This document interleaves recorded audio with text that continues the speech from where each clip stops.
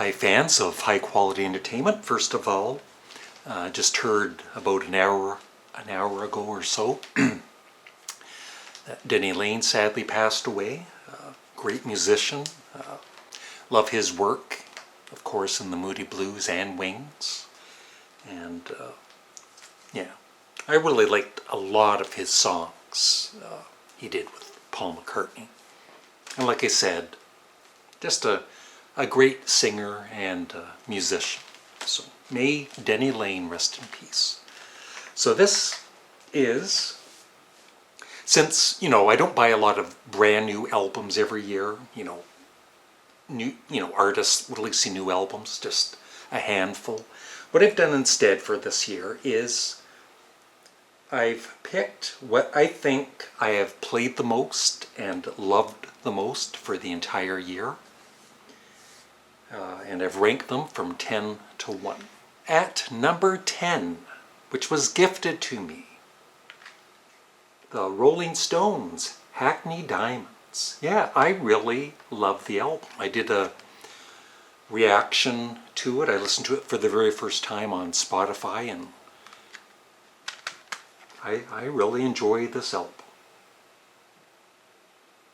I can't wait for Glenn Kellaway from the Basement to buy it.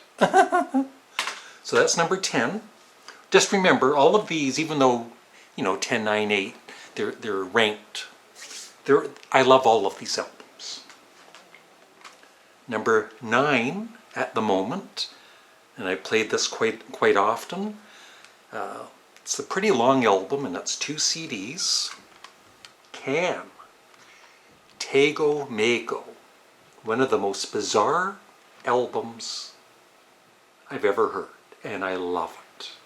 And I definitely want to get more of the early Can albums.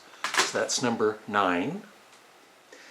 Number 8, I have his whole discography, and there were many weeks where I kind of went off of him, listening to his albums, and then I started listening to a couple, and it's like, oh my God, these are so good. And this is one that I could have chosen almost any of his CDs. But this one I played a lot recently. I think it's one of his best. Paul Weller, On Sunset. Number 7 is a band I've had in my CD collection for many, many years. This is a new compilation that came out. But even before I bought this, I just started getting back into this band and realizing, why have I been ignoring them in my collection all these years? Because I love this band. And like I said, I think it's a re-release with added songs. It is the Undertones, West Bank Songs 1978 to 1983, a best of, with many, many, many, many songs. Number 6, and this is, Glenn Kellaway chose this album to listen to, and he'll be doing a review and a rating of it next Sunday. So stay tuned for that. I have no idea if he'll like it or not, but I love it. I want to thank Jean, better known as Pal. She sent me quite a few CDs, and this one is one of my favorites. It is The Damned, the Black Album. And, I always considered, I just kind of ignored them. I figured they were your typical, probably good punk band, but I just never listened to them. And then on Patreon, I had to do a full reaction to this album for POW, and I think I gave it a solid A. And I love it. What a great band. I definitely want to get more of their albums at some time. They even do a prog rock song that's over 17 minutes long called Curtain Call. 10, 9, 8, 7, 6. This is number 5, and you've probably heard me talk about this band a lot, and I just got in another album of theirs. I'm not going to They have so many albums, I'm probably not going to bother getting them all, but I'm going to get a few more for sure. And this one I have played the most. It might be my favorite, but I still need to listen to the other ones more. The Residents' Duck Stab, which was once again gifted to me by Paul Ayres. And these are the other ones I have. Eskimo,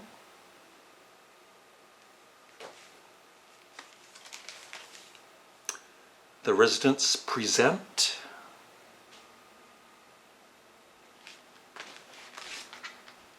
Not Available, and everyone is so different. Meet the Residents and Weird. And this is the second most recent one, Demons Dance Alone from 2002. It's really good. And this one I just got in the mail. The Residents' commercial album. Every song is exactly 1 minute long. And there's a bonus disc. So there it is.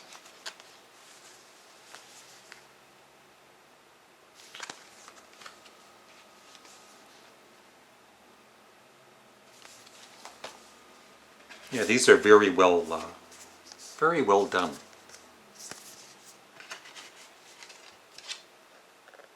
Album. Commercial.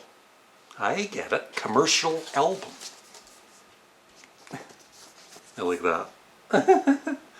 Barbra Streisand and John Travolta. Very commercial. Then just a very nice booklet too.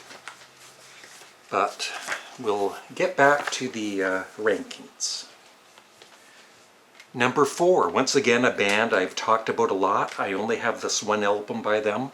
I definitely want to get more, but they're kind of hard to, they're pretty pricey. It's Ween and Quebec. Even What the Gym. Yes, that's right, What the Gym. Adam, he was on a recent live chat and he even likes this album. But Glenn Kellaway is too scared to listen to it because he thinks Ween is a stupid name. Number 3, I think I bought this early this year, or maybe it was the year before, but anyway, I play this so much. It's one of my all-time favorite albums, and once again, it's part of the album exchange. It'll be reviewed and rated by Marcia and Steve, I believe. Gene Clark, who used to be in the Byrds, and the album is No Other. And this is the double, the expanded CD with bonus tracks. Number 2 is an album from this year, believe it or not. And it was actually rated the number 1 album of the year in Record Collector magazine. And I have played this so much more than their other latest albums. Sparks, The Girl Is Crying in Her Latte. Definitely in my top 5 or 4 Sparks albums of all time. I love it.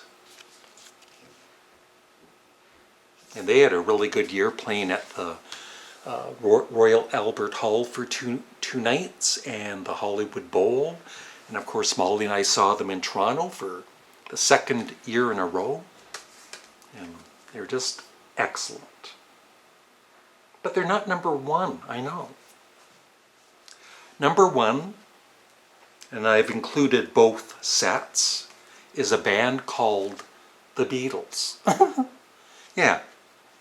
I've talked about this a lot, and you've probably watched a lot of reviews on them, so there's not much more to say. But I just feel this is, even if some of us older Beatles fans don't care for some of the remixes, I think for newer fans, they're not gonna know of the older mixes for the most part. Some of them won't. And so this will sound fresh to them, and it's going to sound great because it's the Beatles. So we should just be thankful for having this release. Even, you can nitpick at certain remixes, but I don't know. I have played this a lot, seriously. And I've always loved their early songs, but I prefer their later, the second half of their career. But I just have a new appreciation for the older songs. For Me to You, All My Lovin', just the way it's remixed, it sounds better for me. And 8 Days a Week, And I Love Her is gorgeous. They do a great job remixing Yesterday, and yeah, so the Beatles are #1 again in 2023. So let me know in the comment section below, what are some of your favorite albums or the albums you played the most this year, or the best of the year if you've bought quite a few new albums by artists, unlike me. Please remember to also like the video, and thank you for watching. Have a great day.